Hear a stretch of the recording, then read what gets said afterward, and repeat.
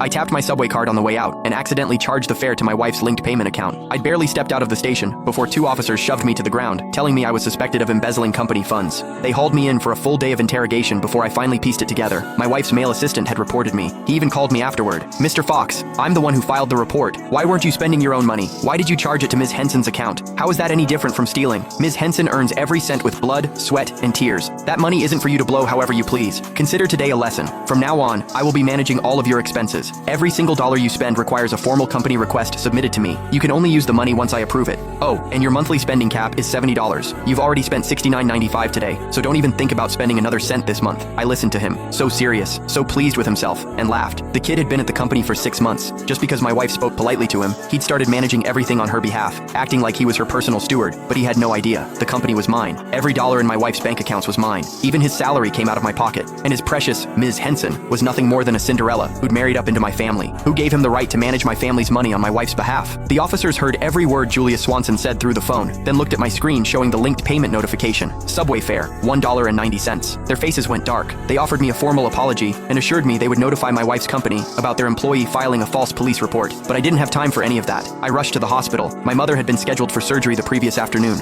She needed my signature. I never expected to get dragged away the second I stepped off the subway. A full day and night lost. I didn't dare imagine how much her condition might have deteriorated. I burst through the hospital doors and nearly collided with the doctors, who grabbed me by the arms. "Hurry, Mr. Fox, sign now so we can prep for surgery." I signed as fast as my hand could move, then ran to the billing counter. I handed over every bank card in my wallet. The nurse slid them all back across the counter. "Mr. Fox, there's nothing in any of these accounts." My blood went cold. "That's impossible. These cards have tens of millions between them at the very least. How can there be nothing left?" Julia Swanson's words from earlier flashed through my mind, and it hit me. He must have transferred every last cent out of my accounts. I pulled out my phone and called my wife. A few rings, then the line connected. "Honey, But instead of her voice, Julia Swanson's impatient tone cut through the speaker. "Mr. Fox, are you serious right now? Give it a rest. So your spending got restricted. Is that really worth running to tattle about? Let me save you the trouble. Complaining won't change anything. Ms. Henson personally told me to rein you in." I swallowed the anger clawing up my throat. There was no time to argue with him. I got straight to the point. "I'm at the hospital. I need money. Transfer my funds back. Now. Or put my wife on the phone. I need to speak with her." His voice came back through the line, dripping with self-importance. "Ms. Henson is busy. She doesn't have time for your little problems. She's given me full authority to handle this. You need money? Sure. Do what I told you. Submit a formal company request.